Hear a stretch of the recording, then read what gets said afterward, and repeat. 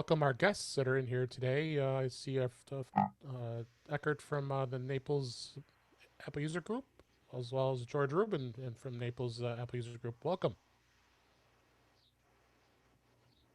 Okay, good day, everybody. It is June the 20th, our summer solstice.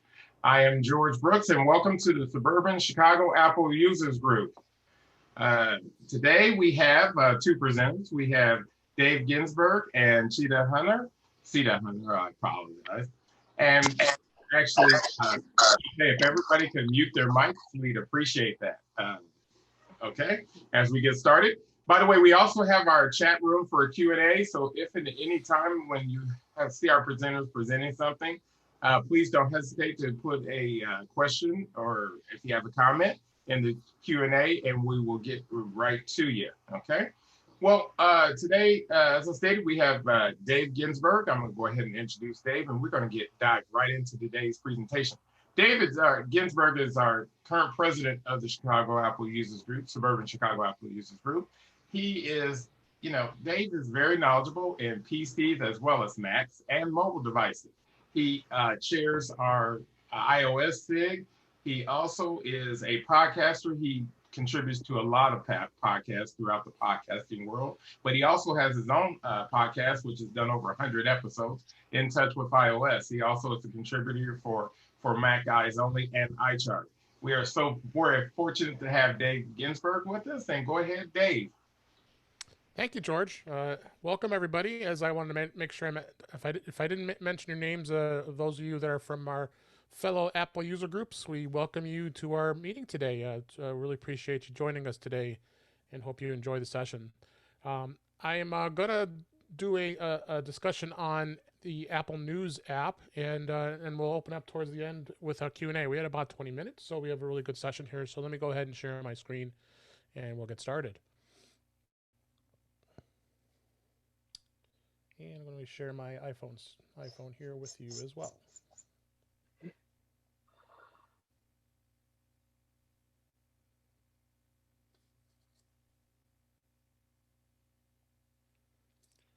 Okay, so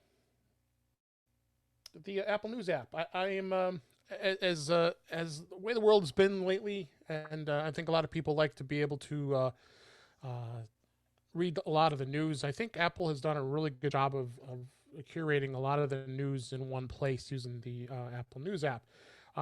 Couple things I wanted to talk about as far as how you add your device, because you are able to add the Apple News app to um, not only your iPhone, you add it to your Mac, your iPad, your Apple Watch, and they're all synced together through iCloud. So you are able to turn on those settings by going into the settings and making sure that they're turned on and synced. So then any of the settings that you have in the Apple News app is there as well.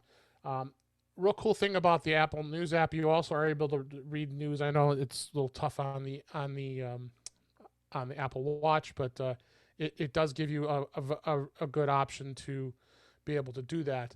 And let me bring up a screenshot here that I have.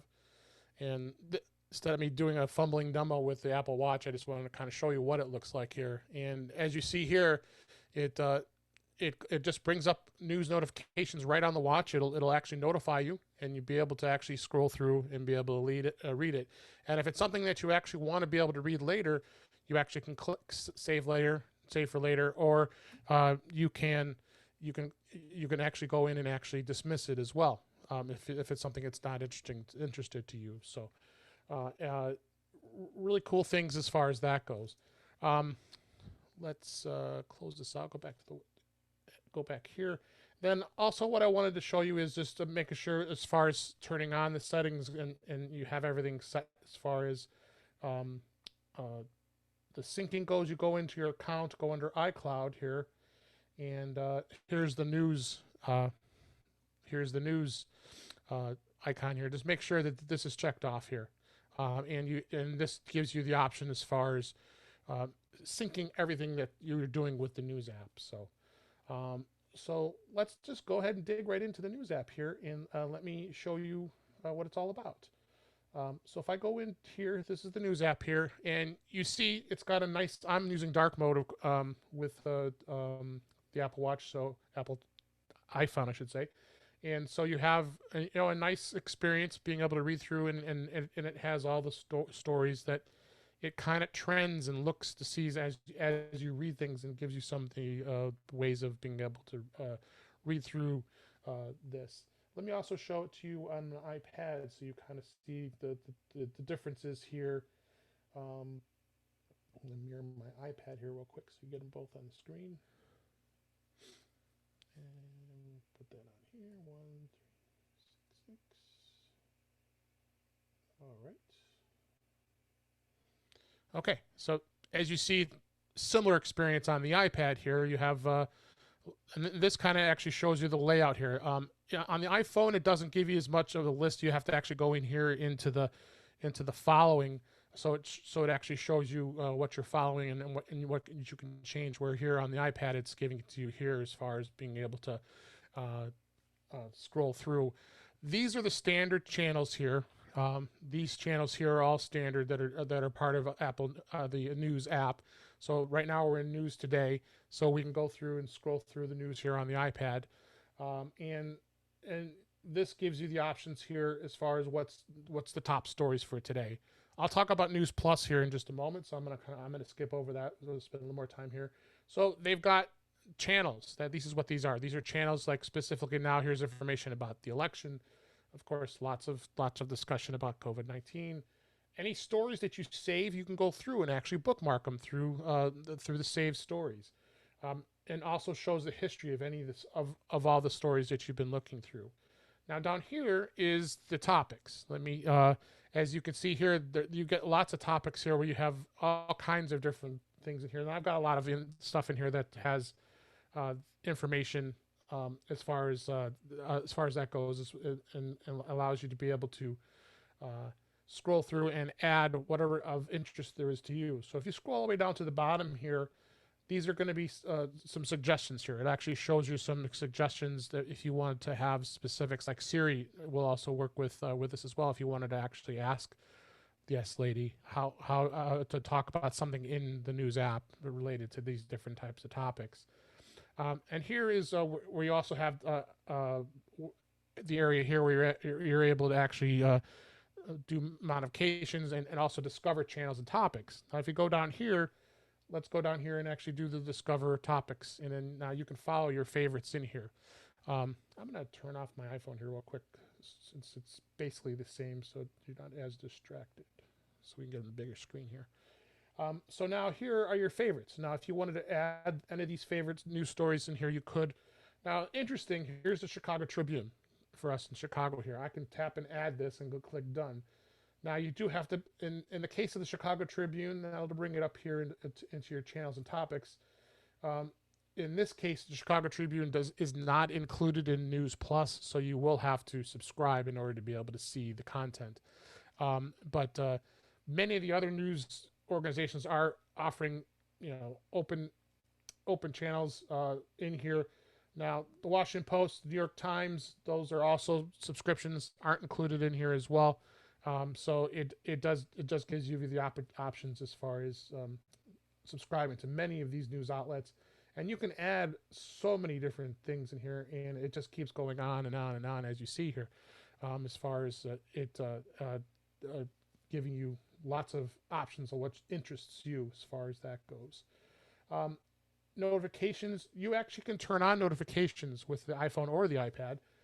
So if I turn notifications on, it just brings you into the news app. And if you want to turn on notifications, you just tap here. This also applies to the iPhone. How the banner you want appears. If you want to get notifications, I keep those off only because it's a lot of notifications to be coming up. But you can actually go into actually specifics to the notification settings, and you actually can specify which channel you would like to get notifications on. It wouldn't do everything. So. Of course, the Tribune was just turned on because I added it. Dave, we have a question in the chat. Is the Wall Street Journal part of News Plus? Wall Street Journal is part of News Plus. I will hold that thought. I will talk about it in a second. I'm just going through some of the interface here. and I'll give you some reviews of the reviews of that. Hang on. So uh, here are all the now you can actually add subscriptions in here. This is the actual subscription to News Plus. So let me segue into News Plus here. Here's the News Plus subscription. This is how much it costs. It's $9.99 a month. Now, some of you may say, yeah, that's a little steep. It is a lot. But if you're like me and you consume a lot of news, a lot of information, I mean, I follow I obviously follow a lot of technology, Apple specifically, of course. And yes, there are apps out there that you can aggregate news through news readers, but I'm finding that the news app does have a lot of good things to it. But let's talk about News Plus here. Let's go back here. I'll go all the way to the top here. So there's a second icon when you're subscribed to News Plus. You just tap the News Plus app here, and then it brings up all the magazines, newspapers, anything that you want. These are some of the magazines that I'm subscribing to within the News Plus app right now, and you see there's some pretty cool ones. What I really like a lot is the fact you also have access to magazines that are around the world. These UK magazines are very popular. If anybody's not familiar with Mac Format, which is a great magazine, I wish we had a magazine like this in the US that was as good as this magazine. And they talk about so much great information. And as you're seeing here, it's really a nice interface. Let me pull the iPad off my stand here, and I'll actually show you what it looks like in portrait mode here. It's very clear, as you can see. It's got just like reading a magazine. So you've got a great experience with it. You can zoom, pinch to zoom, so you can zoom and look at it. So I mean, in itself, I think it's just a very nice way of being able to go through and browse and read magazines. Now, if you tap browse the catalog, here are every single magazine that they have, and there's hundreds, if not thousands, that you have to choose from, and they're from all over the world.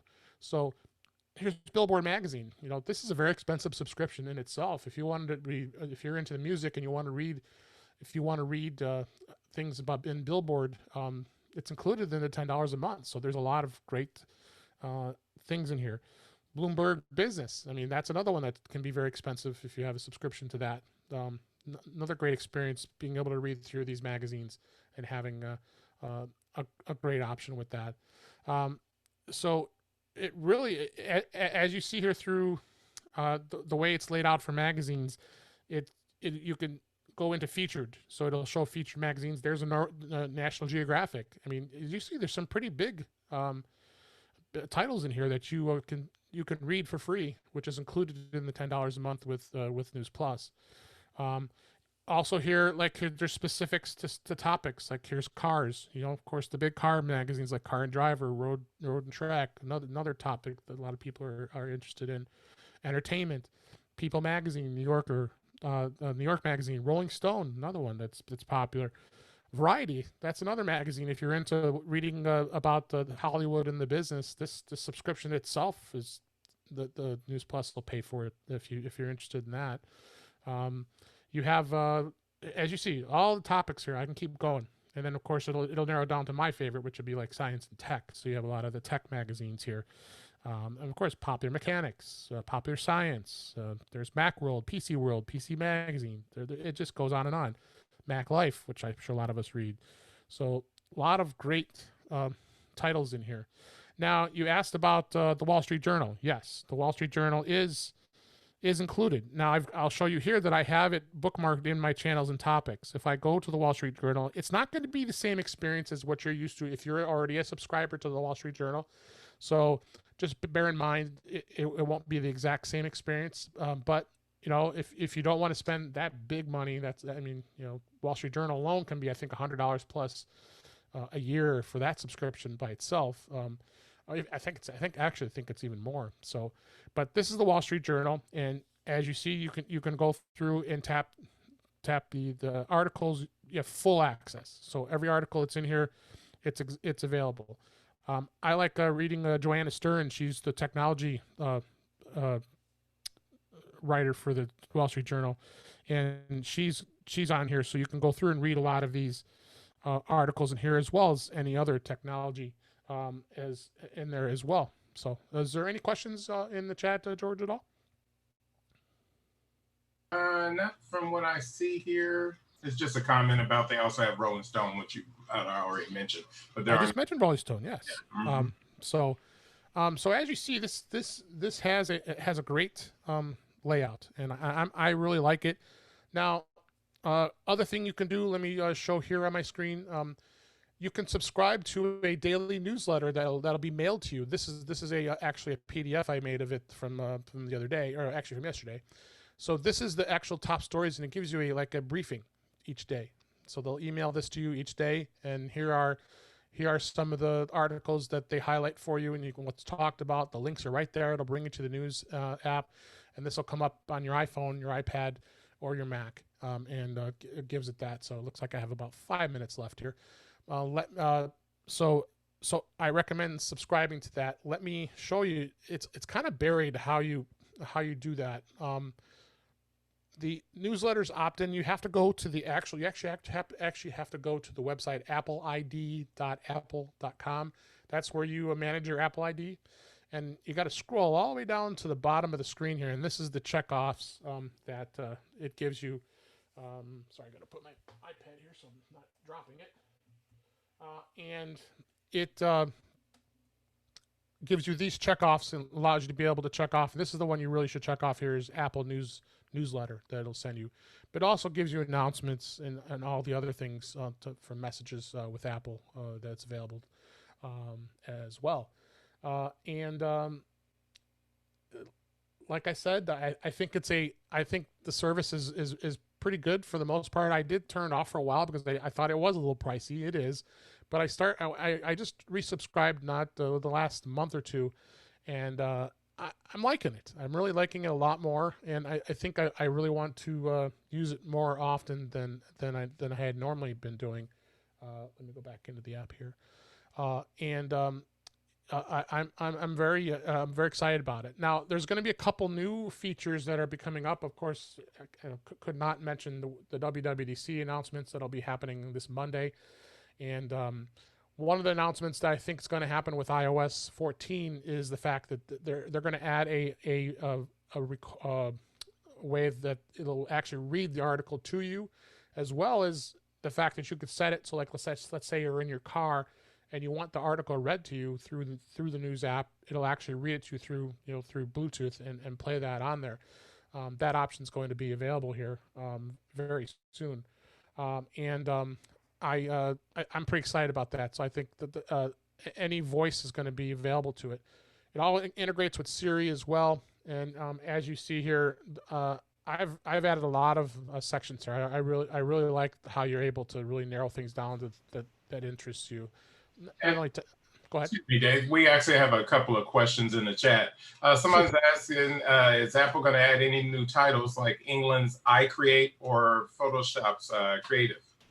Good question. I love iCreate. That's another magazine. I thought iCreate was on there. Maybe I'm wrong. Let's see. Browse the catalog. I had thought it was in here.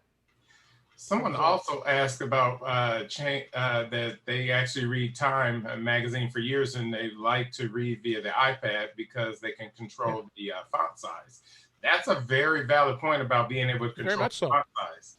Yeah, very much so. Here's Time magazine here, and you just go into any of the articles, and the fonts are huge, and that's great. And you can have a very good experience with it on the iPad, especially, even on the iPhone. I mean, so that's why I'm showing both. I think obviously it's a better experience on the iPad only because it's larger size and gives you just like you're reading a magazine, as far as that goes.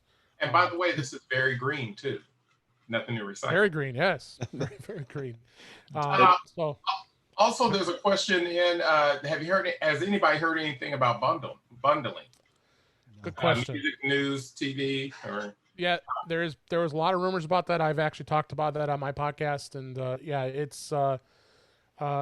it's rumored right now. I don't know about the News Plus, and I think a lot of it's going to be the buy-in with all the content creators. Is it going to be worth their while if you're bundling something? That means they're going to lose more money because they're only getting they're splitting the pie of a $9.99 cost per person, and that's quite a hit. So I'm not sure where that's going. you may see bundling like Apple TV Plus and maybe Arcade and things like that. I'm not sure about News Plus, but yeah, Dave? anything's possible. Yes. Yeah, there's a question in the Q&A. Okay. Is there a way to save favorite sections from the various magazines? Yes, there is. You could save the stories. I believe. Let's see. No, you can share them. I don't know if there's a. Let me see if there was an actual way of saving a section. Let's see.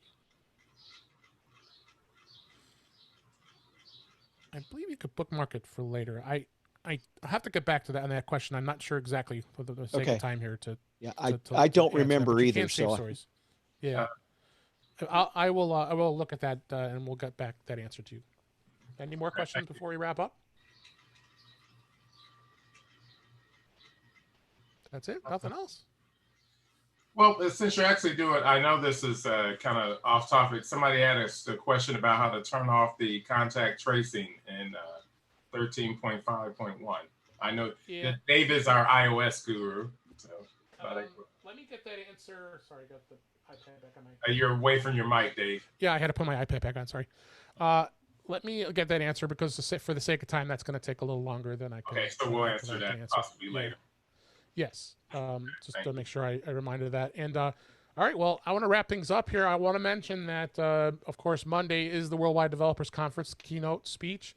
And then we also have the iPhone Special Interest Group, SIG, is going to be on Tuesday night. I'm a glutton for punishment here. I'm going to be be jumping right in the next day after the event, and we're going to spend a good hour and a half of discussion on all the great announcements that are going to be happening with that too.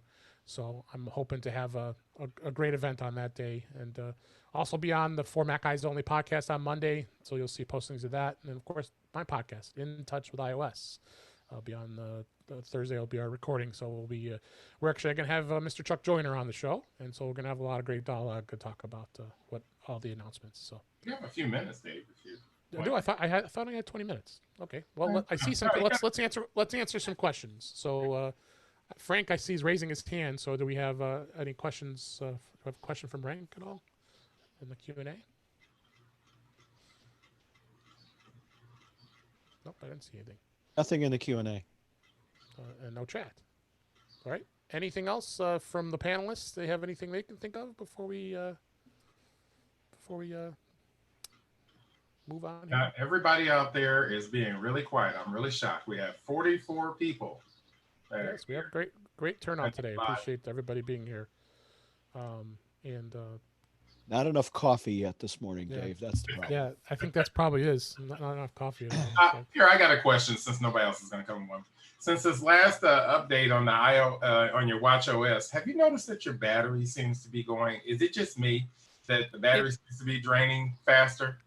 It has been lately. I've noticed it a little bit, but it's gotten better. So I think for the most part, it hasn't been too bad as late. You just might want to check what apps you have installed. That's a pretty common issue where people install apps and then it automatically installs the Watch app, and you may not want that app, or you may never use it. I usually go like through the Apple Watch app and on the iPhone and do an inventory. See, do I use that? No, and then I just go and I remove all the apps that I don't use because it's gonna use up battery, and then there's a lot of unnecessary stuff going on. So I just noticed that with this last update, I was like, what is going on? I have to charge this thing more than what I had to before. Yeah. This last update. All right. Well, if that's all we've got for today, I thank everybody for their attention, and looking forward to the next presenter. And we're gonna have a lot of fun at the iPhone SIG. I saw Al ask a question. Yes, I am going to record it. We're actually probably going to stream the iOS SIG live as well, so it'll be on YouTube. So we will be able to have that available. All right. Thank you. Okay. Thank you, Dave. Actually, I'm going to let you actually introduce our next presenter. How's that? Want to go ahead? You threw me off here.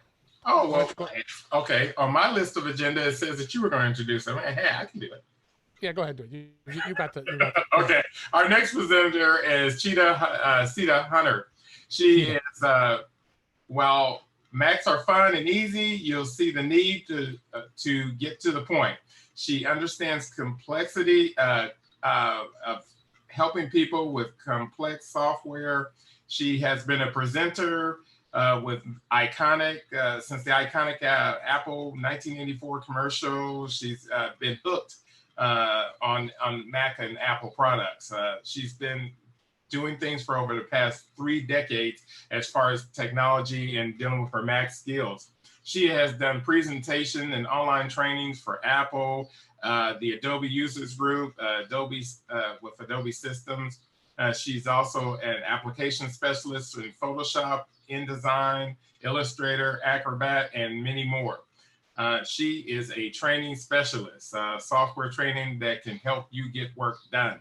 Okay, she's been a board member of the Naples Mac Users Group and also part of Mac Group Detroit. I knew I've seen you somewhere. I was actually part of that group for a year.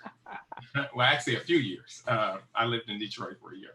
So she also has her own YouTube channel. So we'll post more information about that later. So at this time, we're going to turn it over to Chita Hunter. Go ahead. Hi, George. How are you? I'm fine. Okay. All right. I want to put in a disclaimer because you mangled that stuff. You added stuff that wasn't even there. So I'm going to just put in a disclaimer that is George's interpretation. My name is Chita. My name is Chita, very much like Chicago. So I'm going to dive right in because I got a lot that I would like to cover. How much time do I have? You get an hour. Okay, cool. All right. So I am going to dive right in and hopefully you guys will learn something today. So I thank you for having me. So I share my screen now. So let's move a couple of things over. And let's play. All right. Can everyone see this? Yes, we can. Okay, great. Thank you. Again, what I would like to do is show you a little bit about Keynote because Keynote on the first glance, it sort of doesn't look like you can do much with it, but Keynote is very much feature rich and much stronger than it looks. So what I'd like to do is show you what I consider some of your things that you must know about Keynote. Then we're going to add some content, then we're going to edit content, and then we're going to take a few dives into animation. And with that, let's get started. Oops. With Keynote, everything starts from a theme, a predefined theme. It has placeholders for images, placeholders for text, and you don't ever start with something blank and you throw stuff at it. Keynote gives you a template to start with. And let me open this up a little further. Oops. Okay, so on the left-hand side, you have the different categories that you can choose from. You can either see all of the themes, you can see what they consider bold themes, editorial, minimal, portfolio, craft, and textured. So again, across the top, you have all themes. You also have the different designations. I'm going to over here on the right-hand side. You have the different aspect ratios of wide and standard. I'm going to go for the wide standard here. And the theme that I want to start with is going to be here, the Renaissance theme. So select that, and then I'm going to choose Create. Now, to give you a little bit of information about Keynote, because some of you have already contacted me and you either know nothing about Keynote or very little. So I'm going to start talking to you first. Across the top, you have your toolbar. And if you need to add different tools or remove tools, you right click and you can customize the toolbar. And there are all kinds of items that you can add or remove. On the left-hand side here, you have what I call the view area. And in this area, you have your thumbnails, and you also have a menu where you can view Keynote information in different views. On the right-hand side here, you have what is called the inspector. And depending on what you have selected, whether it be the slide itself or different objects on the slide, different items and settings will populate over on the right-hand side in the inspector. And in some cases, you may see the same things on both sides. Some are just different or shorter shortcuts to get from one area to another. So there are several ways to get to different places all over in Keynote. So with this first slide, with this first theme, I want to show you what you have available inside a theme. So let's go over to the view menu, and I want to select edit master slides. Now, hopefully the word master slides did not make your eyes glaze over. It's okay. Having master slides is good because it gives you something to work with. In Keynote, every slide has different masters. And this is to give you a very good starting point. With these different masters, you can either use them straight out of the box, or you can also edit them. So let's say I did edit a title here, and I'm not going to do it for the sake of time, but let's say that I did edit a title, or I edited the background because I wanted to put my spin on a different theme, or on a theme like this, but I want a little something to customize it. After I do that, I can then go to the File menu, and I can select Save Theme. So this will give me the opportunity to edit a theme the way I like, and then save it so that I can get to it later. And what you'll then see it pop up in that theme selection of templates that you saw earlier. So you can put your own spin on some of these themes. All right, so let's go and edit out of here.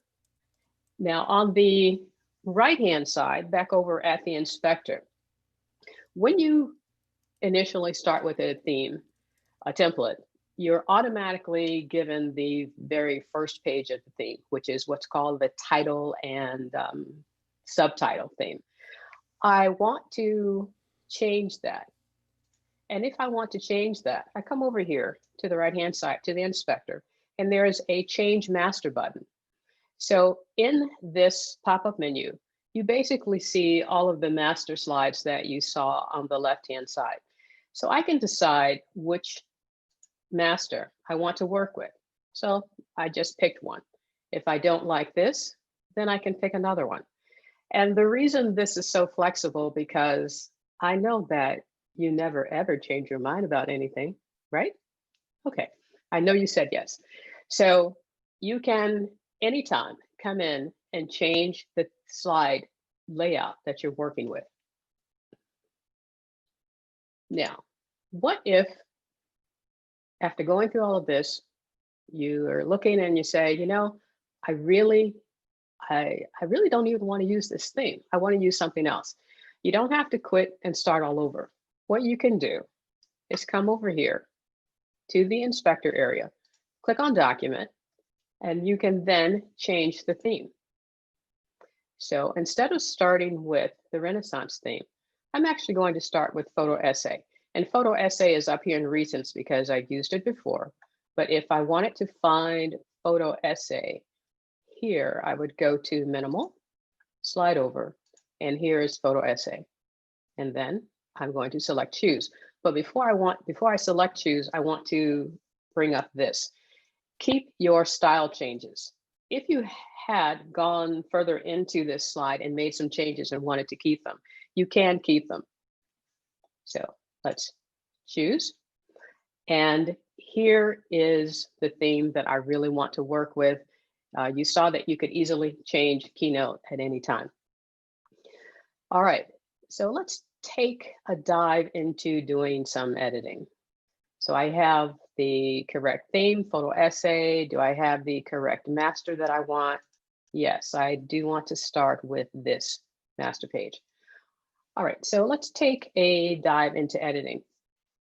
You have these placeholders. You have a text placeholder and you have an image placeholder. Let's start here with the text. To edit the text, all you have to do is double click. It'll bring you right in. So I'm going to type in my name. And if I'm going to type in my name, and I'm going to leave that for a second. I'm going to also now double click on the second placeholder. And in this placeholder, I want to type in Scenic Paradise. Now, I like the font, but I don't necessarily like the style. I want to increase the look of the style.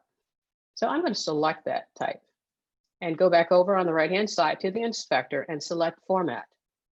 The inspector shows you the different type settings that you have available. The first thing that you'll see here is you have different paragraph styles available. And then it gives you the information about the style. I have Avenir, Light. I want to change that to a medium. If I change it to the medium, it's a little thicker. Okay, that looks good. Now, one thing that I want you to notice is that over on the right-hand side here, over in the inspector, you now see an update button. When you change a paragraph style, when you change the styling, the font size or the style size or anything about it, Keynote gives you a warning or an update. Do you want to update this? Do you want to leave it as is? Sometimes you will not see this update button, but most of the time you will. So all I want to do is click on it. And what it has done, it has updated that particular paragraph style throughout the entire theme. So now, whichever master slide I select, with whichever layout I select, this text has been updated on the entire file. It does not affect any of the templates inside the new theme, but it only affects my file. If you know that you've changed the paragraph style, but you do not see that update button and you want to update your text, if you go back to the paragraph styles, on the right-hand side, you'll see a little arrow. And all you would have to do is select this, redefine from selection. So sometimes you don't see it, most of the time you will. All right, so the paragraph style is what I want. The smaller style subtitle, that's fine. The next thing I want to do, I want to change this image. And I'm going to bring up a new app that David showed me. So if this fails, I'm throwing David under the bus. Okay, David? Okay, so the name of the app No, is, don't do that. The name of the app is Pro Mouse. And let's see if this works right. All right, cool. All right, so I got to hold this down. All right, so down here on the right-hand side, you see this little icon on my image, on the image placeholder. What this icon does, there you go. What this icon does, if you click on it, it will take you to your Photos app so that you can choose a photo out of there and use inside your project. I would show you that, but for some reason, my Keynote is not working with my photo apps right now. It's showing me garbled stuff. It's working fine on my iOS devices, but it's not working here. And it could be because I have an update that I did not do. But anyway, that's what this icon will do. So how do you get your image into the placeholder text? There's always a different way to do something. So if I go back over here to, something's going on here, click here.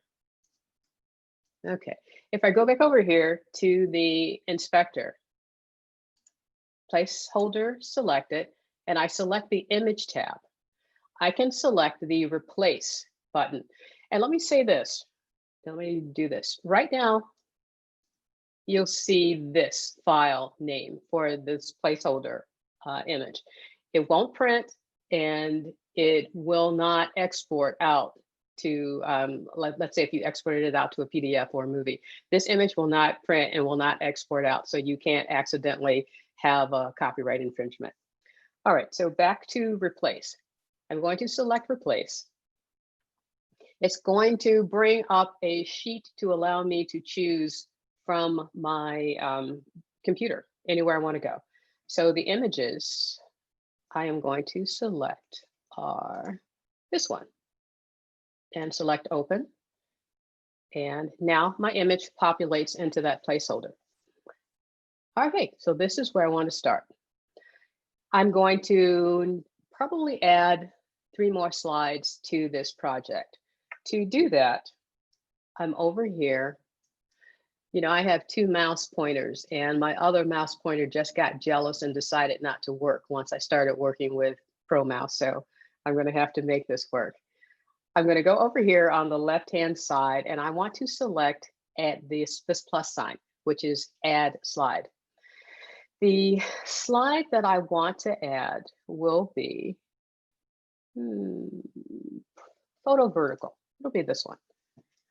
What I'm going to do, I'm going to add a map of my travels. I was told that most of the members of this computer group, you know, like photography, and who doesn't? We all do.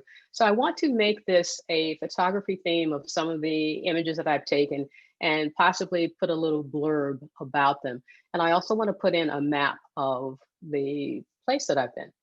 The first thing I'd like to do is move this up a little bit out of the way. And now I'm going to pull in a map. To do that, I can select from the menu bar across the top. I can just go in to the media icon, and I can select choose, because I don't want to select photos or image gallery movies. If you don't see anything specific that you want to pick, just select choose. Again, that takes you into your computer, and you can pick the file that you want to use. I'm going to double click on this image, and it pops it right in. Oh, you know what? I actually made a mistake here. This isn't what I wanted to do. So let's do this. I'm going to leave this here for a second. I'm going to click back on slide 1, add a new slide, and I'm going to add a blank slide. So let's back up a second. I went to slide 3 instead of slide 2. Slide 2 is going to be just the map slide. So let's go back in and try that again. So choose. I want to bring in the map.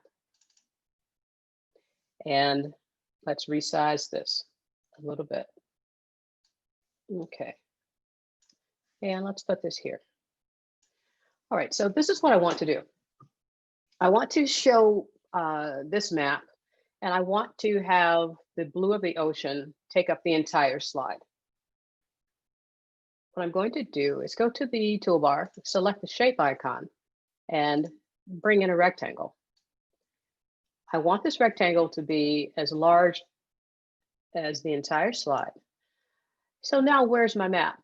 My map is behind this. And I could go to the arrange menu, and I could select send to back a couple of times to try to get it where I want it to be. But instead of doing that, what I'm going to do is go over here to the left to the view icon, and I'm going to select show object list. This is a column that is indispensable when you're working with files in Keynote and working with objects and creating anything. It basically shows you the objects that you have on your slide in layers. So I'm going to just take this rectangle layer and just drop it below my map layer. And that's a lot easier than going to arrange and going send to back a couple of times. All right, so the next step I want to do is I don't want this map just sitting here in the center like this on a darker blue background. I want to change the color of this large blue rectangle to match the color of the ocean in my map. So let's do this. Let's go over to Format.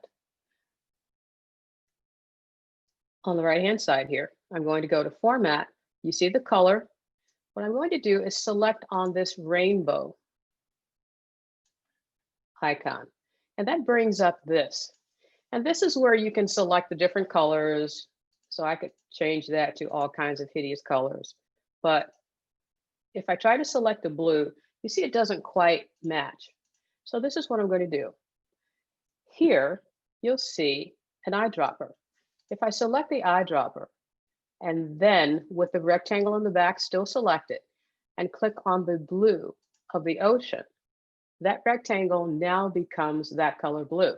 So you can use any color in an image to color a shape in Keynote. And that makes it all blend in together, and that looks a lot nicer than having the dark blue or trying to find a blue myself. Okay, So let me do this. Let me bring that in a little bit, bring this up a little bit. All right, that is slide 2. Now, since I jumped ahead to slide 3 and did not intend to do that, I'm now going to take slide 3. I want this map, but I want this map a little smaller. I want it about here. Let's slide that into the center. And I want to show you a couple of things that you can do here. Right now I have this map and I have the blue of the map showing, and where that blue, excuse me, excuse me, where that blue worked fine on slide 2, it does not work on slide 3. I would like to just have the map without the ocean. What I'm going to do is select that map and let's zoom in. So I want you to see this pretty closely.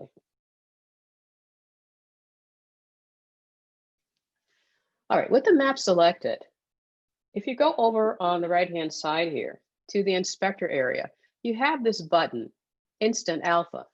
If I click Instant Alpha, it brings up, I'm sort of in a different dialogue. Down at the bottom here, it says, click on a color to make it transparent.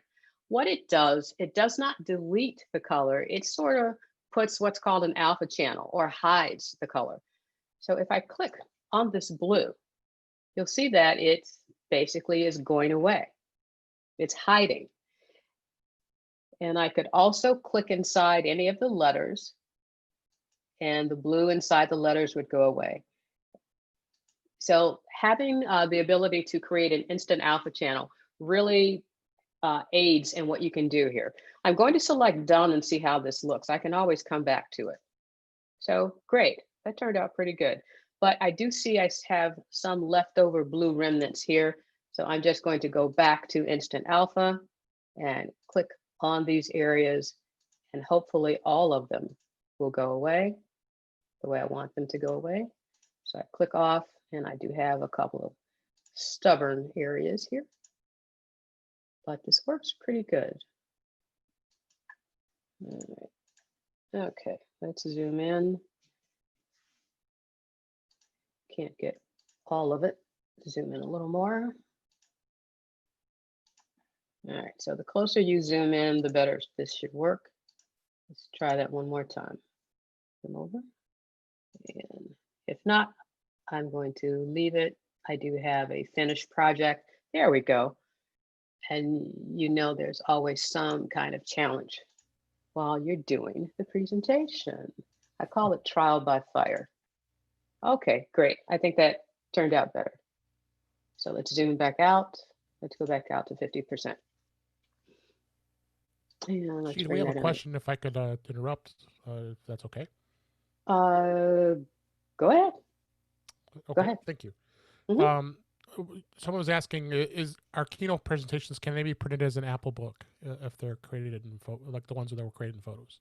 Okay, I'll answer that question at the end. Thank you. You're welcome. Sorry to interrupt. That's all right. That's all right. Yeah, that's the, okay, I'll answer that question at the end. All right, Okay. so here, I'm gonna move this down a little bit. And here, I have some text that for the sake of time, I'm going to copy and paste from another file. So let's bring in this one. I'm gonna copy this. And let's go back to Keynote. And you saw that the, excuse me, the placeholder text was a certain color, a certain style. I want to paste in the text that I copied, and I want it to paste in with the same style that was already there. So I should be able to select Shift Command Paste.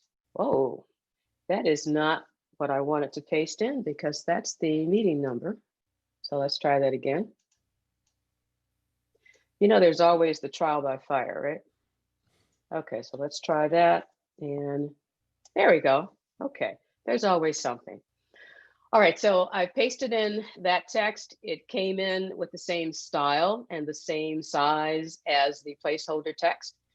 Now, I want to also place in another text box. I want you to pay particular attention to this and look at the text size. I'm going to go back to that same file. I'm going to copy this text. Make sure I copy. Come back to the Keynote presentation, double click, and I'm going to paste in. Did anyone notice anything about that text size? It changed. Watch. Or let me do something first, then I'll show you. First thing I want to show you, if you ever paste in text and you see this little icon, it means that you have overset text. And all you have to do is drag this down and you'll see all of your text. All right, so back to the question that I asked about the text size. There is a feature in Keynote that drives a lot of people crazy, drives me crazy. And this is what happens. This is the text that I pasted in. Uh-oh, undo. And let's say I remove some of it. Are you noticing anything about the text now? It got larger. So if I go over to the inspector, it says this text is 62 points in size. This is nowhere near 62 point in size. What's going on? I'm going to select this text box. I'm going to go over to the inspector, select text, and select layout. This is what's going on here. Shrink text to fit. This text box was set to hold 62 point text. If I take everything out of here and go back to where it was, this is 62 point text size. But if I paste my text in, it's not 62 points because of this shrink to fit option. If you want consistency, you turn this off. I don't want my text automatically shrinking or growing depending on how much text it is. I want it to maintain a certain size. So I'm going to do this. I'm going to select my text. I'm going to turn off that shrink to fit option. Go back to style. Go back to text. Go back to style. And the size that I want to set this at is probably somewhere around, let's try 17, maybe too small. Oh, it looks fine. I'm going to set it at 17. Everything else is going to remain the same. So if you want consistency, whoops, go back. If you want consistency, you'll turn that option off. And that option is always under the layout menu in your text tab. So let's go here, let's straighten that out. And I think this map could be a little larger. And I'm holding down the shift key as I'm dragging the corners so that it will maintain proper proportion. Okay. All right, now I have my third slide. On my fourth slide, oh, I'm sorry, I'm not done yet. I still have to place an image here. Let's crawl over. Same thing applies. I could click on the image placeholder icon. And since I cannot do that right now, I'm just going to go in and replace it. And the image that I want to set here is the Polycoast. And I want to zoom out so that I can show you how large that image actually is. If I double click, you can see the boundaries of this image. If you double click on it, you have several options that you can do. You can slide the image left or right, up or down. So I'm going to slide it left or right. You can also enlarge. With this, you can show any portion of your image, and you could also crop the image boundaries if you want. But I'm going to just leave that right there, choose done, and bring that back in size. Let's fit slide. So hopefully you can see that rainbow right there. It was a very misty day. All right, I'm going to save my project just in case. And let's, there you go. And let's save that to the desktop. You never know what can happen. Now, the next slide, I want to add will be full of images. So let's go to Add Slide. I'm going to select Photo 3 Up. It brings in a slide that has placeholders for 3 images. I'm going to add 3 images and then add text onto these 3 images. So let's go here. Yeah, let's go to Replace. This is, let's go back. It'll take me back to Recents. And we're going to select, that's going to be Lamia Canyon. Cool. This one is going to be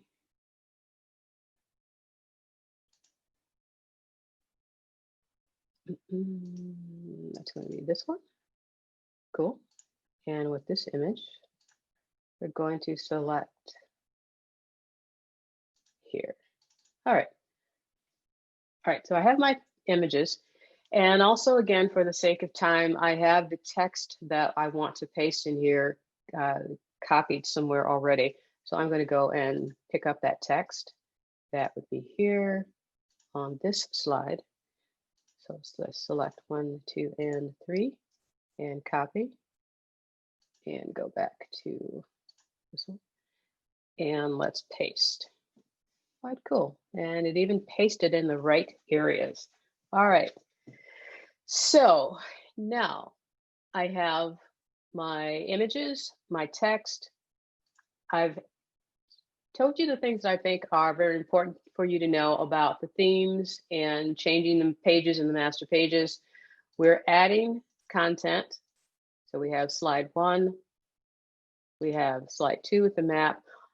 We have slide 3. All right, there's one thing that I forgot to add in slide 3. Slide 3 has been very interesting today. There is one more item I want to add, and that will be a location pin. If I go up to the shape icon and I type in location, it automatically brings up the shape here that's a location pin. If I select that, it brings it, places it in the center of my screen, and I'm going to drop it here. And I also want to change the color. I want the color to be the same color as the text. So I picked up the eyedropper tool again, and let's click. Cool. All right, so slide 1, slide 2, slide 3, slide 4. The next thing I want to do, I want to start adding in transitions and animation to the slides.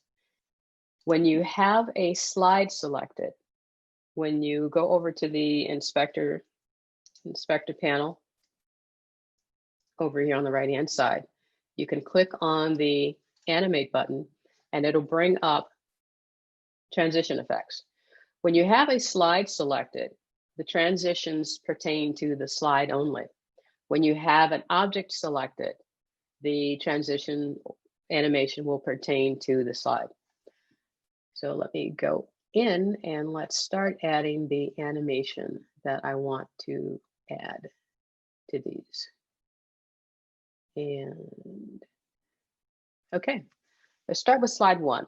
And I'm going to hide this. I don't need this anymore.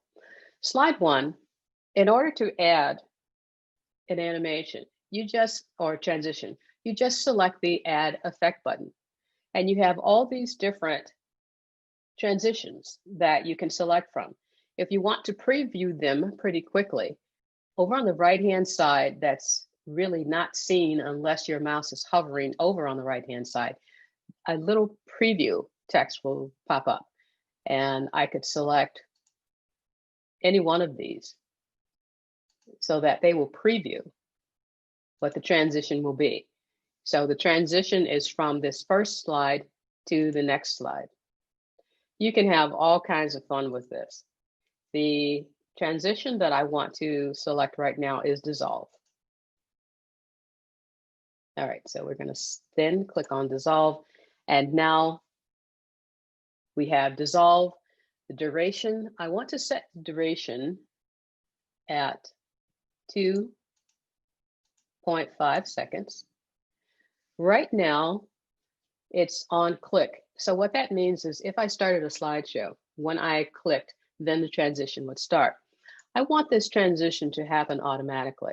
So I'm going to set it to automatic, and I'm also going to change this to 2.0.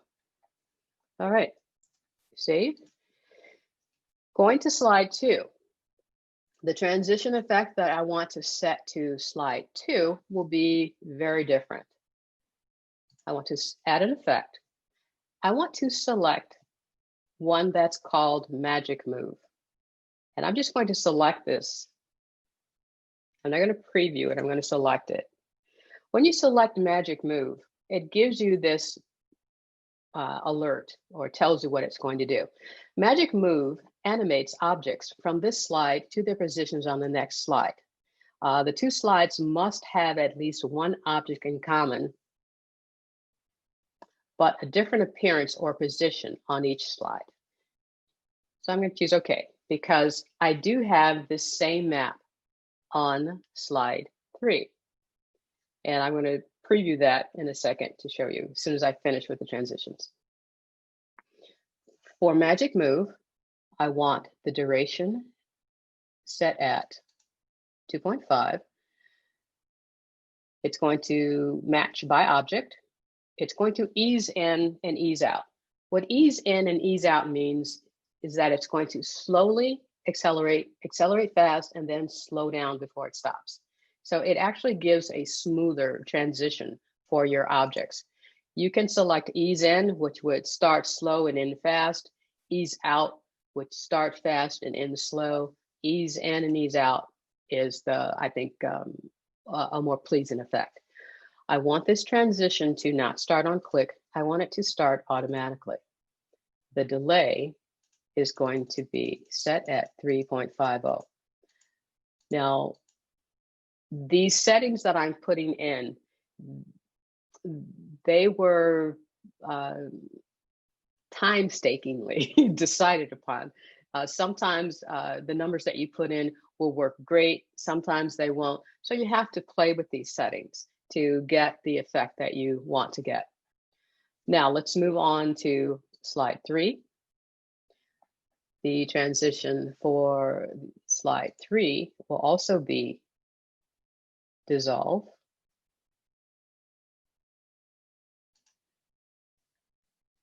I want that set at 1.5. It's going to start automatically.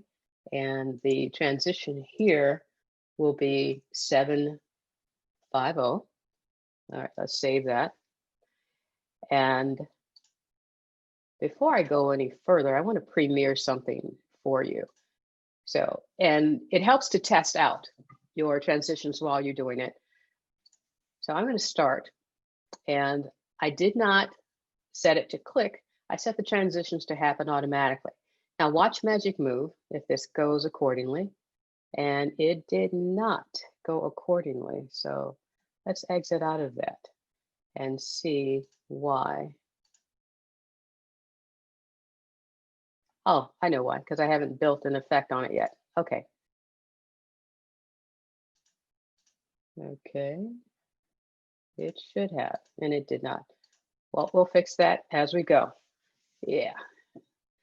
Now on this, let me check that out. That should have started already.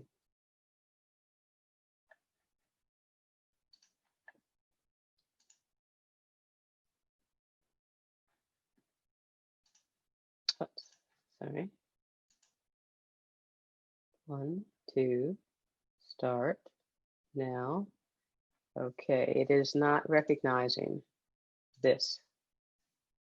So let's do this. I'm going to delete this, bring this back, click here, copy here, come back here, paste here, select this, format, image, instant alpha, take this off as much as I can. And I may leave some of this just because. Okay. And let's slide this over. And let's try that instant alpha again. It's possibly not recognizing it because I did not. There we go. Because I did this, accidentally did this slide first. So proper order is very important. Let's put that there and bring up and do this. Bring you up top. Good. You're in the right location. Hide you. Hide you. All right, let's save. And now Magic Move should work. So let's start from the beginning and see what happens.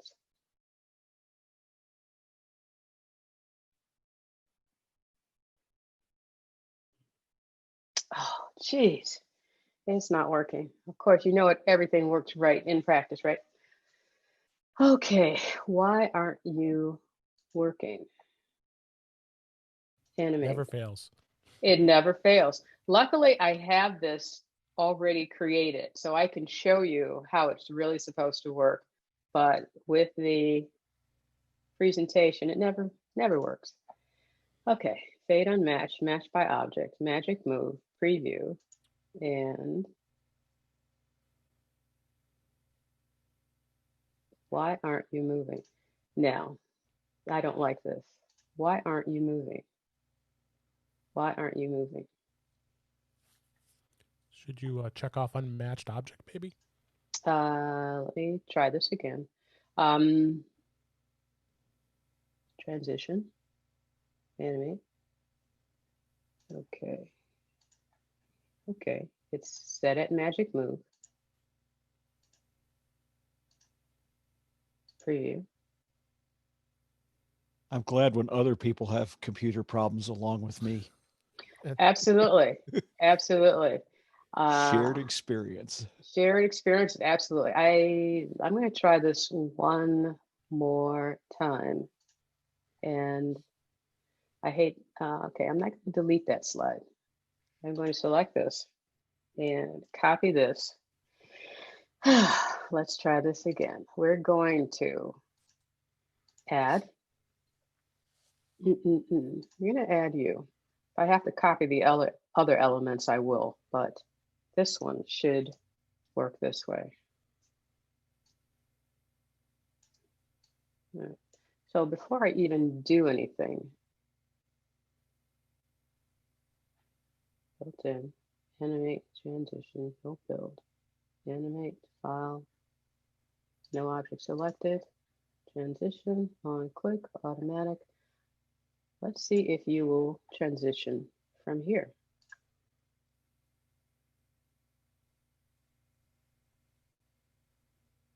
There you go.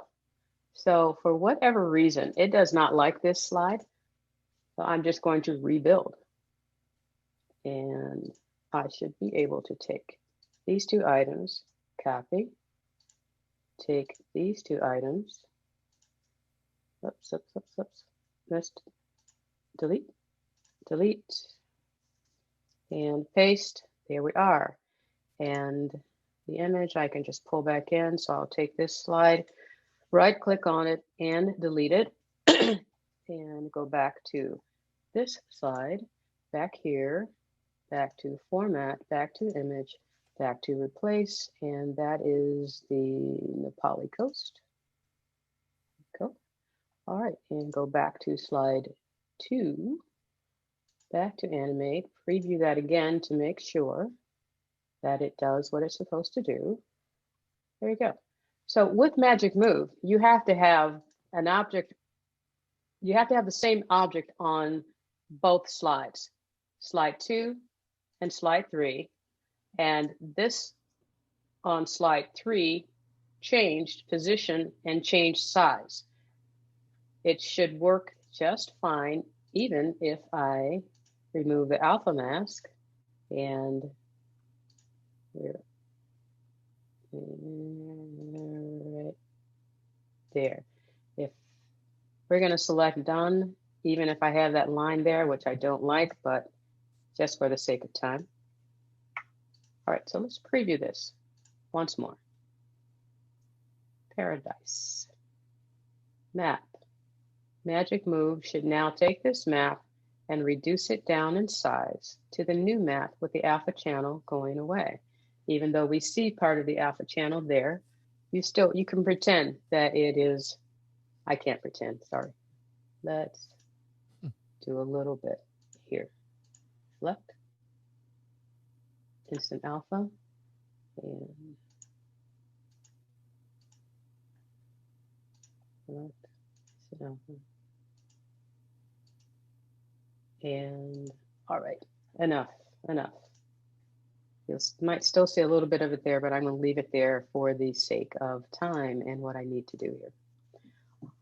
Oh, that is how Magic Move is supposed to work. You have to have an object on one slide and also on the ensuing slide, but it has to change size and change location, or can change size and change location in order for that Magic Move to happen.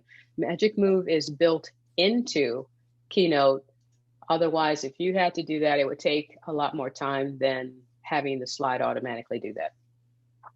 Okay, going back to slide 4, I want to add more animation to slide 4. This is what I want to do.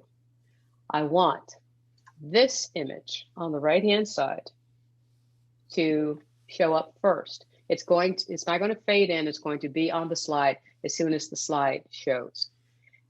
Then I want the text here to come in. And as this text is going out, this image on the left-hand side is coming in. And then this text comes in. And as this text is going out, this image comes in. And then this text comes in. Got it? Good. Okay, so I'm going to go in and put all of the transitions here and then run this animation. So the first thing is to animate the slide. The slide has a dissolve transition. It's set at 7, it's going by object, and let me first make sure that that is everything about the transition of this slide. This is actually not going to be 7. This one is going to set at 1.5 by object. And okay, something is selected. Hold on. That's why that looks weird. Something is selected. Nothing is selected. All right, now add an effect. It is going to dissolve. The duration is going to be 1.5, and it's going to be on click. I want that to happen automatically as well. Okay, all slide transitions set. And let's do one more thing. Let's bring back in that shape.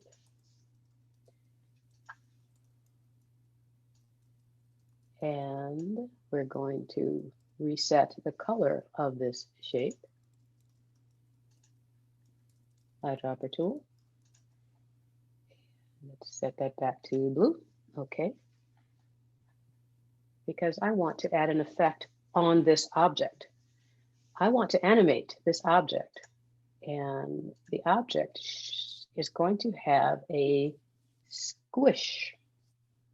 Let's see if I can find a squish. Here it is. Okay. Cool. It's going to be fun.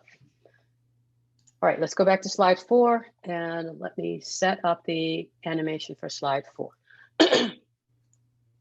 So I'm selecting the image on the upper right-hand side first. I want that to have, I actually don't want that to have a build-in. I want that to be on the slide as soon as the slide comes in. So that's not going to have a build-in.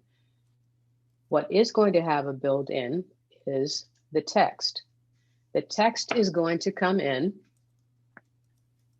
as a build-in. The build-in is going to be squish. The duration is going to be 2 seconds. It's coming in from left to right. The order is going to be 1. It's going to be all at once. I'm going to show you the build order as soon as I put all of these in so that you can see what's happening. All right, the next thing that I want to highlight is this image. This image automatically comes in when the slide is on, but then it has to go out. So on the right-hand side here, it's not going to have a build in, it's going to have a build out, meaning it's going to disappear. That disappearance is going to be a dissolve. The duration is going to be 4 seconds. And the order is going to be order 2. And let me show you this while I'm doing this. Build order. Okay, so this is what I'm doing here. I'm creating this build order, and you're basically telling items what order I want you to happen and when I want things to happen. And this is where the work is in creating animation. It takes a little bit of time. You have to play with it a while, but you can create some really nice effect. So let's get back to, so my first order is there. My second order is here. That's a build out. My third order will be this text again to have it build out. That's going to be a dissolve. That's going to have a 2-second change. By object at once, the order is going to be 3. Okay, the next object is going to be this image here. Come back, this image here.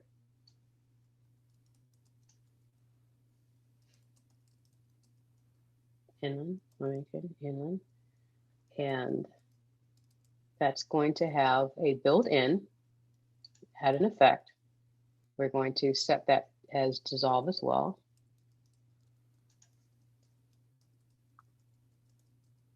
It's going to have a build-in of 7 seconds.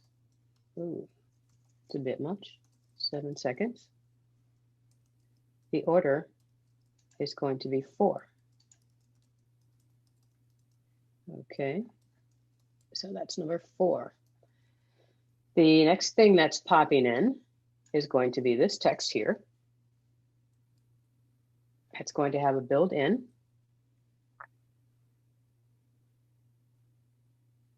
We're going to change that build-in to a swoosh. Change that build-in to a swoosh.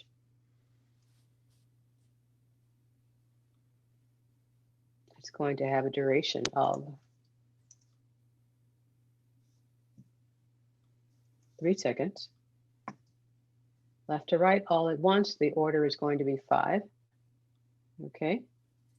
And the next item will be the JPEG. Once again, now we're going to do a build out. The effect is going to be dissolve. It's going to have a duration of 7 seconds. The order is going to be 6.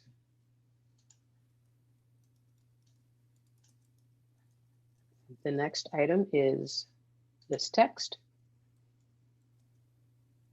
It's going to have a dissolve. It's going to have a dissolve of 5 seconds. You see why I left this for last. And the order is 7 and okay. All right, the next one is this image.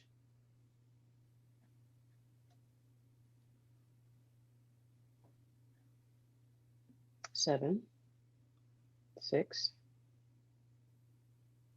7. The next order is kawaii sprouting horn. So you're the next item. You're going to have a built-in effect of dissolve. You're going to be 7 seconds. You're going to have an order of 8. The next item will be this text.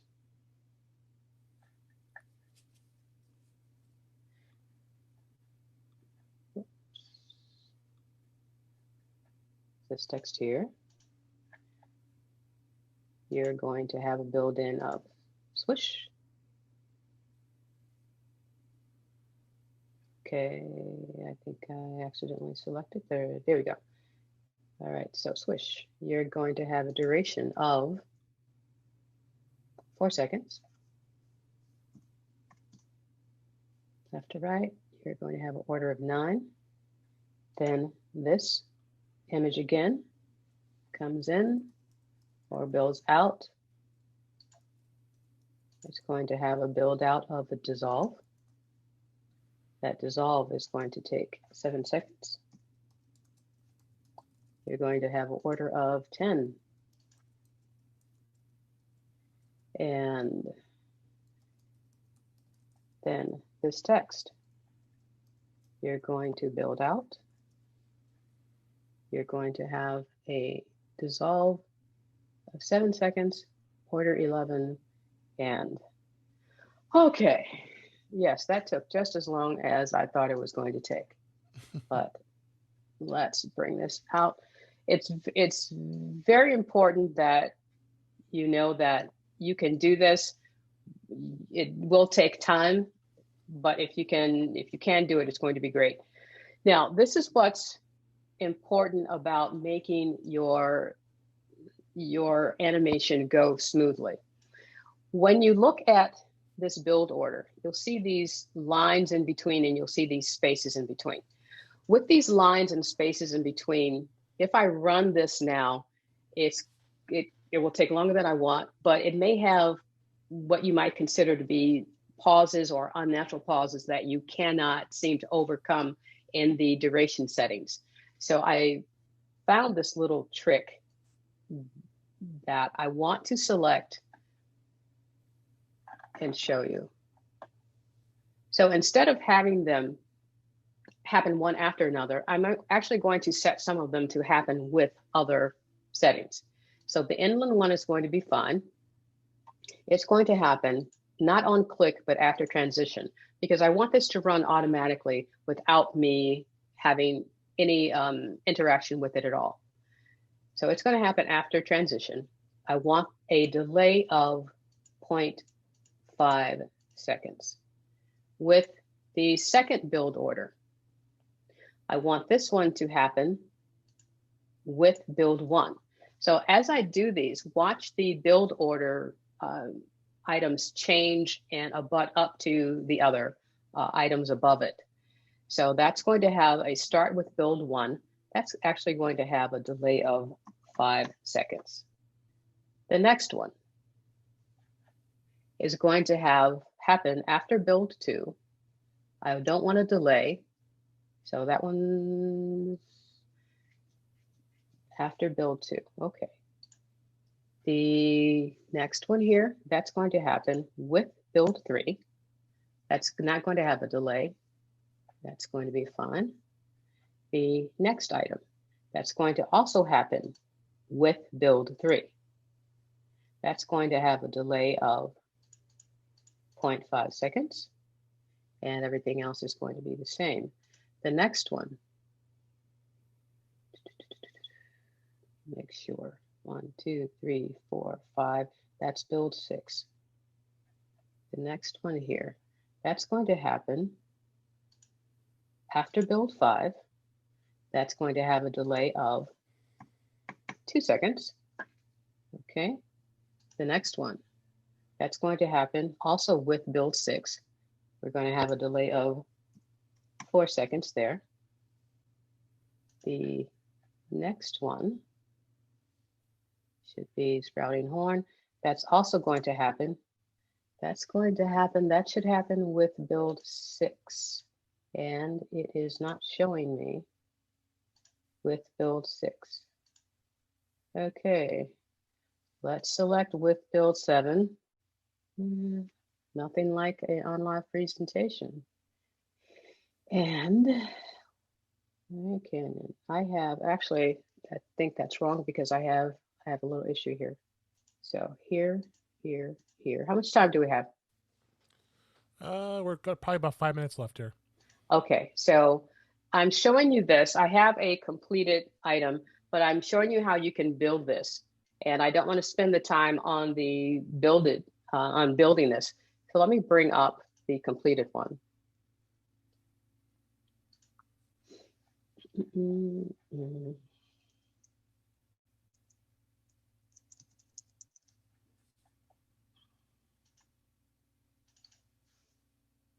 Okay.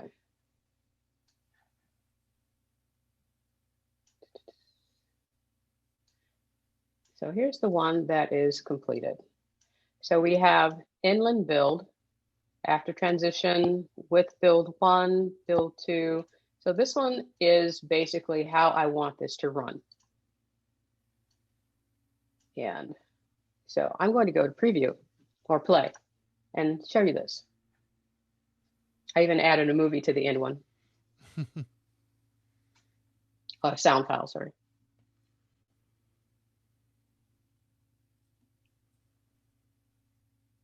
Beautiful pictures. Excuse me. It's a beautiful pictures. Let's start that again. Thank you.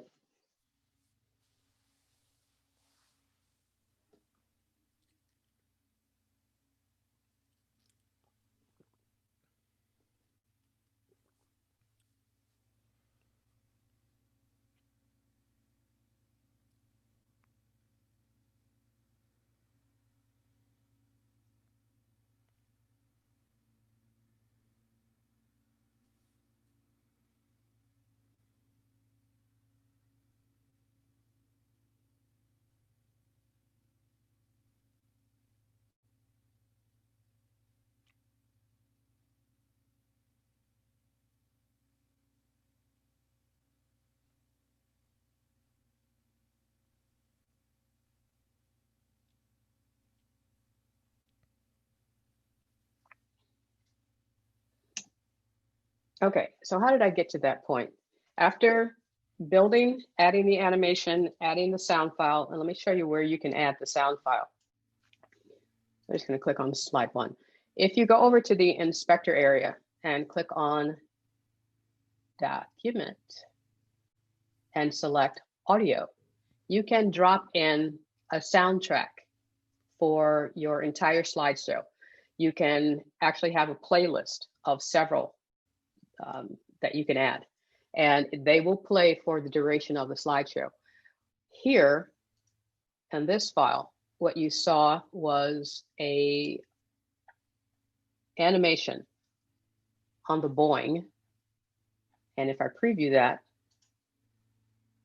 so you can actually drop in sound effects for a particular object. I brought in the sound effect here and I just placed it off of the slide so that you don't actually click on it when you're viewing the slide. Whatever is set to happen with an object only happens on that one slide, and the soundtrack, as you heard, continues to play. So after I put all of this together, I wanted to export this out as something.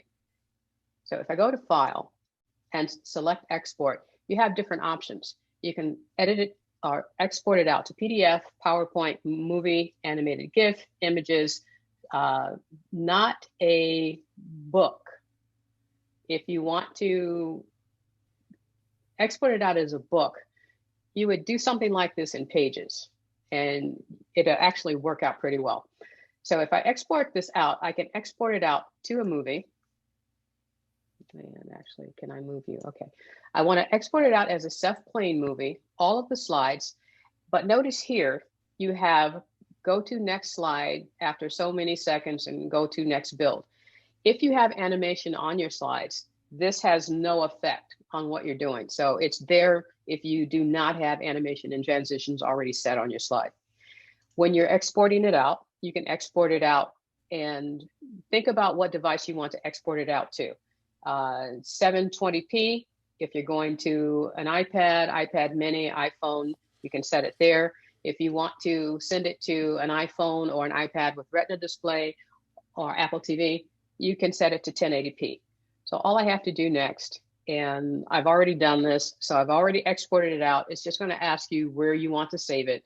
So I'm going to set cancel and then bring up the movie that I created from this. So files for use, movies, and here is the movie that I created from this file.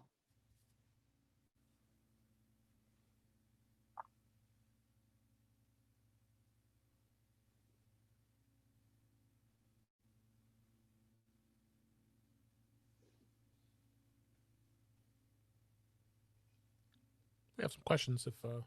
Okay, so basically you get the idea. It is, I think Keynote is a wonderful program. And the more I learn about it, the more enamored I am with it. As I do these Keynote presentations, and I have a couple more that I'm going to do, I'm going to add different things. So if you want to learn more, you can follow along. I do have these on my YouTube channel so that you can see some of the things that we missed, but notice how a couple of miscues can derail the presentation. So you have questions? Yeah. Yes. Go ahead. We had a question about the presentation you just did as far as creating it to a PDF. Yes. How does it handle the transitions and effects? Does it keep them in place, or does it remove them? I actually I would, because if you played an Acrobat, because Acrobat can sometimes pick up what was exported out. So it's possible that it depends on the program you exported out to, but let's see. Include presenter notes, parent each, include skip slides, best. All right, let's send it out to a PDF and see what happens. Sure, why not?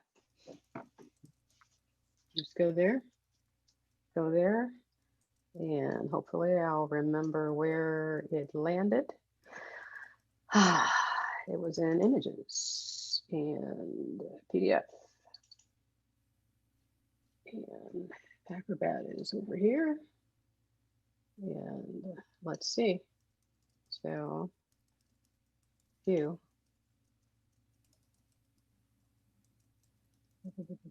So it doesn't.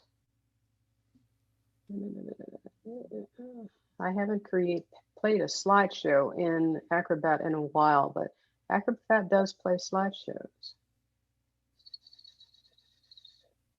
So it is possible. Let me think about this, but okay. I know you can play a slideshow in Acrobat. All right. What's your next question? More of a comment. Now that you've put all this work into building the slideshow, can you use this to build a slideshow for your next vacation? Absolutely. All you have to do is then click on let's say if I want to change the image out, I click on the image, go back over to the inspectors, and I can replace and put in a new image. This will be one you've seen before, but absolutely. Next question was, if you are presenting over Zoom, should you use minimal transitions and audio components for your slideshow? Because it seemed lagging. There was a comment. No, I didn't really have a problem. What I set were the durations and delays that I set are the ones that showed up. So, okay. Yeah. All right. Do we have any more questions from? I have a question. Attendees? You have a question. I have a question. Did you learn anything? Oh, by all means. Absolutely. Okay. Of course. Absolutely, of course. Okay, so go ahead. One thing about exporting out to PDF, I was actually playing with Keynote last weekend, and I was noticing that the whole movie, I think that probably would keep all of, because we know the .mov or exporting it out, it will probably keep all the transitions that way. Yeah. If you export it out, it's definitely going to export with the transitions. Were you referring to the PDF? No, not transitions? The PDF, not using that option. Actually, using the movie the movie format where it actually gives you that. Yeah, the movie. Yeah. Mm-hmm. Yeah. Use, Export it out. yeah, as versus using a PDF. Oh, Because one thing you look at with that version, it's built basically for Apple by Apple. I mean, it's a movie file. So I'm right. going to assume that that would probably be especially when you have transitions and you want to keep it in its original, close to its original format. I would think of that would probably be the best to use. Actually, absolutely. The only reason I would ever want to print it out as a PDF or export it out as a PDF is to maybe send it to someone to review the information. That's a very valid point. If you want to do the content, yes, I would yes, the PDF, right? Right. Very valid. And actually, if you you don't actually have to send it to someone. You could actually collaborate with them. I collaborate with on a lot of files. For example, if you look here, up on the right-hand side, I could collaborate, and this has to be stored up on iCloud first. But instead of actually sending this file to someone, I would put it on iCloud and then set up to collaborate so that it would still be stored on iCloud for me, but they would be able to see it and mark it up and add comments and do practically anything. Like I could set that they can't change anything, but they can add comments. So that's how I would do things now. I would not send it off somewhere and say, send it back to me marked up. I would collaborate.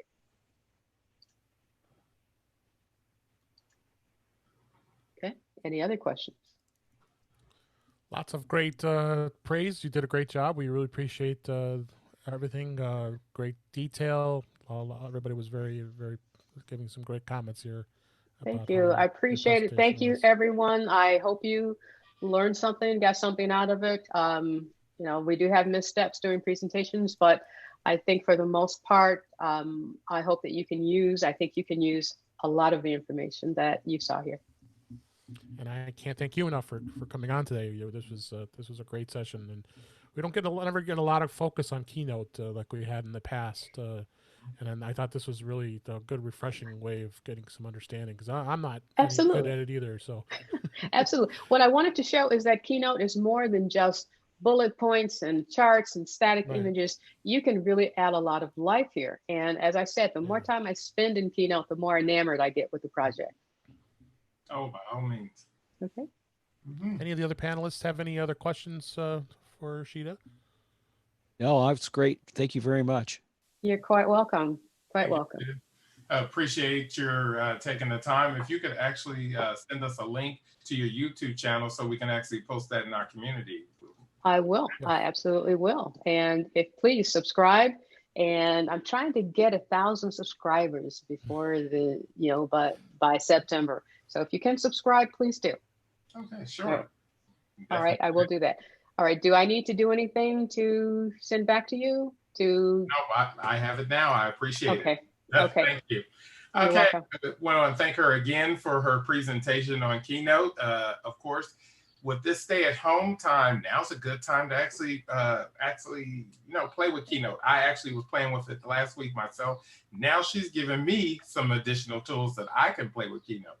As a matter of fact, speaking of that, I posted a note in our community last week about some things that I wanted to do with transitioning some things that I had typed into some images. I use Keynote. I want to thank everybody, Marshawn, Bob, Dave. I want to thank everybody who helped me with that.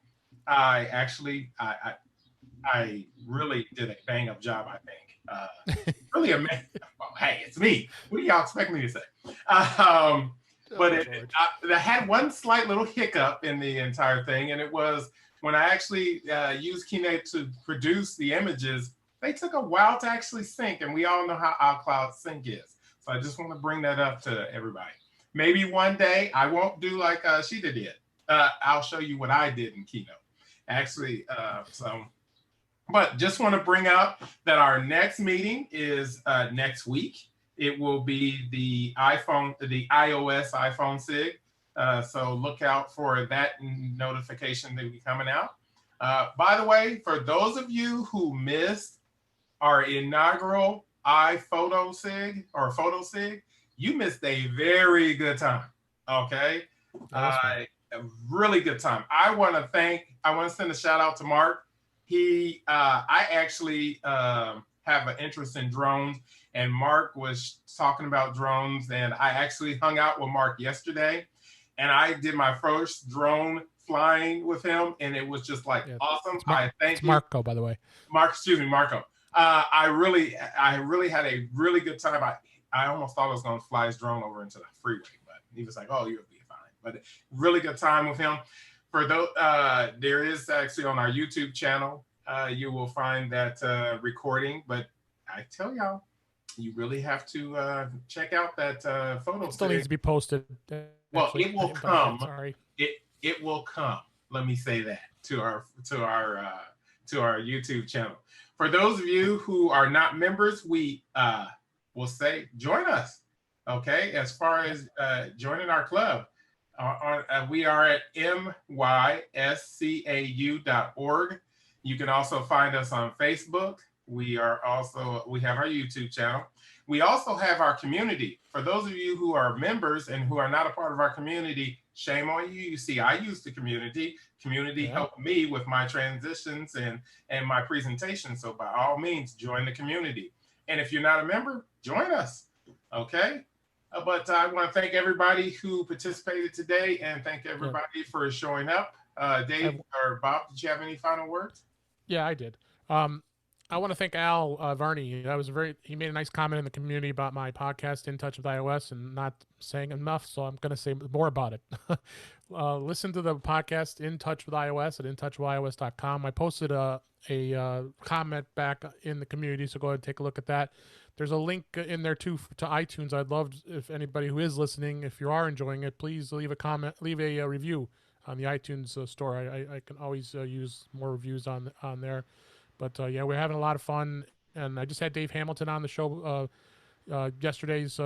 We recorded it actually on Thursday, and it's posted. So give that a listen. We had a blast, and then we're going to be talking a lot about the Worldwide Developers Conference this coming week. Come to the iPhone SIG. I'll be sending out emails shortly with the link on how to attend the meeting as well. And we're going to have a lot of fun for a good hour and a half just talking about all the announcements, and that we have fun with that too. So we'll also mention the next meeting for our main meeting is going to be on July 11th. And Davis is going to be doing a presentation on Facebook. So you would definitely want to come see that. So please come check that out as well. And we hope that you're enjoying what we're doing here virtually. It's been a good challenge, but I think we've been up for the challenge. And be sure to fill out the survey after you close out the Zoom. We've got that link in there for you as well. We'd love to hear your comments, positive or negative. We would like to do better with this stuff, so it's important that you fill that out so we understand what's going on and how we're doing. So I'll give it back to you, George. All right. Thank you, Dave. And remember, as Dave mentioned about the survey, because we don't know how we're doing if we don't get feedback from you guys. And with that, I want to say good day to everybody and appreciate you tuning in. Have a good one. Thank you, everybody.